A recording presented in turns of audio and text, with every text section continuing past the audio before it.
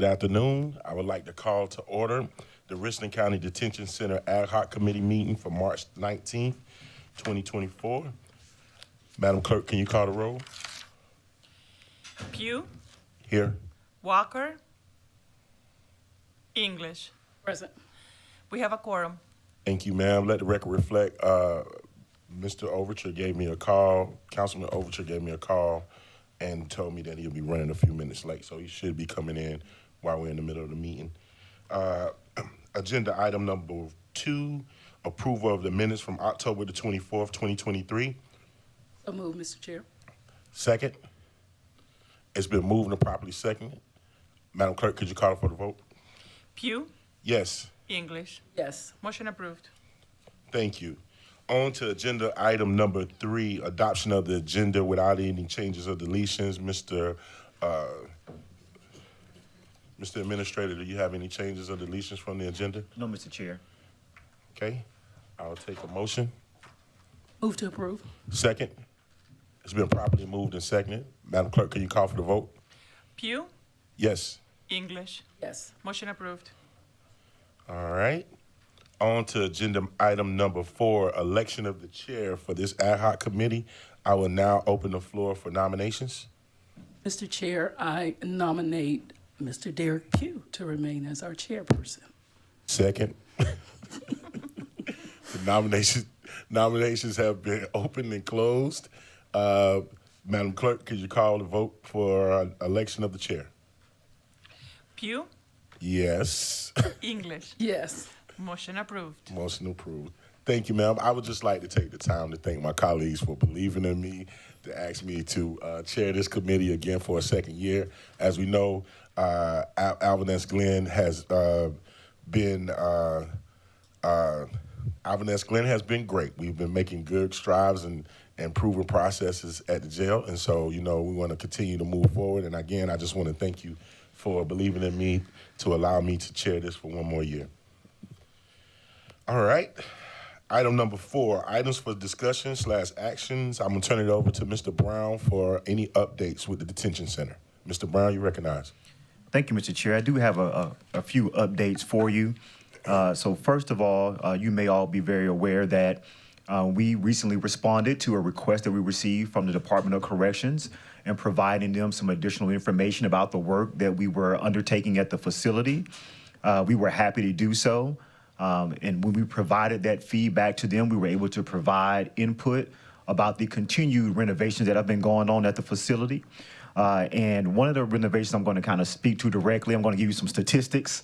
I know we have a good question about statistics, so I want to just, as a part of the update, one of the main things that we talked about was continuing our upgrade with our locking mechanisms. So 5 of our housing units have those locks upgraded. That represents 252 out of the 448 locks, which is percentage-wise is over 56% completion. So we're really excited about that. We've also about to finish renovating a new unit. So many of you saw the behavioral management unit. We're about to be finished renovating the Yankee unit as well, with complete reno. We have some other units that are also coming along where we're working on as well. We do have multiple contractors working in the facility, trying to maximize our renovations there. So really excited about that information. We were also able to respond to all of the questions related to the state fire marshal's inspection. We believe we were able to provide them documentation and information that would let them know that we have all of the information that we need, that they have asked for, and that anything that's related to a housing unit, that it will be renovated as a part of the process. So we really actually are excited about the renovations that we're doing, and we believe that it's going to continue to have a positive effect on both the detainees that are housed there as well as the staff. So that's the general update. Certainly there's an opportunity at any time you want for you to see, where things stand physically. But we are continuing with what you already saw, just going from unit to unit. And that process is still ongoing today. So we'll take any questions that you have, Mr. Chair. The only other thing I will say is we did receive a request from 1 or 2 media outlets just asking whether or not they could see the response. And I notified the Department of Corrections on Friday that it was my intent to release the information, but we want to make sure that there is no policies that we believe that will jeopardize the security at the facility, and we just want to make sure that SCDC and us on the same page. And so we're actually waiting to hear back from them. And then once I hear back from them, I can make sure that what we release is similar. But otherwise, we are certainly happy with our response and have no issues with people knowing about the good work that we're doing at the facility. Thank you, sir. Before we move on, I apologize. I would like to recognize our colleague, Councilman Don Weaver, for joining us here, and Councilwoman Allison Terratio for joining us this afternoon. Mr. Weaver, you're recognized. Thank you, Mr. Chairman. I do have a couple questions for the administrator. First, Mr. Brown, thank you for good job on the locks, from 5% to 56%. That's pretty awesome. So that's certainly good news. Second thing, thank you for keeping us in the loop last week that the Department of Correction response was sent on time. I did have some folks in the media call me about that, so I was happy to share that news with them. So thank you much for that. The only other question I had was, how are we doing on the vacancy rate on guards? I know y'all have been making strides on that. Are we at full staff yet? Are we almost at full staff? No, I wish I could tell you we were at full staff, but no one in the state of South Carolina is at full staff. Okay. And I shouldn't say that. I shouldn't say that no one. There may be some private entities or something of that nature, but staffing, it continues to be a nationwide issue. I recently came from a training in New Orleans, Louisiana, and there were multiple agencies from across the state that were there, and they're all having the same issue because it truly is a nationwide issue. So no, sir, we are not at full staff, and we do still have our security staff that we're hiring for. We do have augmented staff, but I'm not familiar with an agency in our jurisdiction or locally that could claim to be fully staffed. Okay. Do we know what, like, are we at 10% vacancy or 20%, or can So you share that? I could get that for you. Okay. I would say that no, we're probably not at a 20% vacancy rate because that still would be good. That means we would have enough individuals for multiple shifts, and then maybe even some room for people to take time off and not necessarily be worried about it. So we still have a significant number of positions available. We are still looking to hire. And so I think that's probably the biggest thing that I would focus on, is that if you have men and women in our community who are willing to, or any persons who want to serve and give back to the community, being a detention officer, we have availability. We have good pay. You may have heard people give misinformation about our salaries. The average detention officer, if they work right now and even work with the overtime that they have, we were looking at the projected rate, they're making $77,000. So with the base salary that we offer, plus the overtime, the lowest paid officer that will work that overtime will be looking somewhere around $77,000 on average. That's fantastic. So of course they would have to work, and we don't prefer that everybody has to work overtime. But the bottom line is we pay people, and we pay people well, if in fact they do have to work overtime. We have implemented some very unique pay strategies for Richland County. You may be familiar with exempt and non-exempt status employees. We took a level of exempt level employees who are generally exempt across this kind of classification, and we made those individuals non-exempt. So we have folks who would normally not get paid additional because they didn't have no work over, who now get paid additional for having to work over. So we've continued to try to be innovative and creative in encouraging people to work for Richland County. Good. Thank you, Mr. Brown. Thank you, Yes, Mr. sir. Chairman. Sir, anyone else? I feel like I need to ask mine in an executive session. Well, if that's the feeling that you got, ma'am, I think you might need to wait. Anybody else? Mr. Brown, I just want to say thank you for your staff being diligent and moving forward, echoing the same sentiments as Councilman Weaver. Going from 5% to 57% is amazing. And we're looking forward to being 100% complete soon. And so I'm sure no shots at the media. We won't probably get no coverage behind that. But I just want to say, thank you for continuing to steadfast in your consistency and making sure that we are bettering Alvin S. Glenn every step of the way. Anybody else? All right. With that being said, number 6, I'd like to hear a motion for adjournment. Before we do that, Yes, ma'am. and I move to amend the agenda for executive session. Is that how we do that? Right. What's the Well, if it's a regarding detention center update, you can just move to, you don't have to amend the agenda. We can just move to go enter into executive session pursuant to 30-4-70 subsection A2 to enter into executive session. Is that, Yes, ma'am. There was a motion for yeah, move that we go to executive session. second? It's been proved and properly seconded. Madam Clerk, can you call the roll? Pugh, Yes. Walker, English. Yes.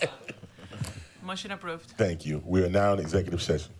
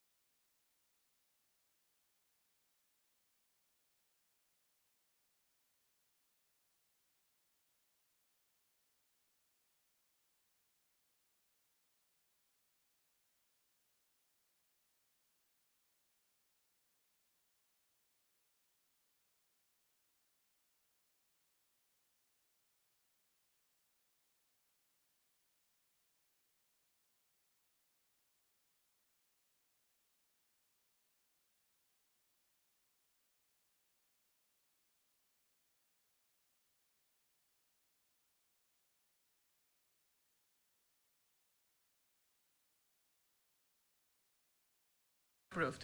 All right, we are at item number 6 on the agenda. I entertain a motion. Second. It's been moved and properly seconded. Madam Clerk, can you call for the vote? Pugh, Yes. Walker. Yes. English. Yes.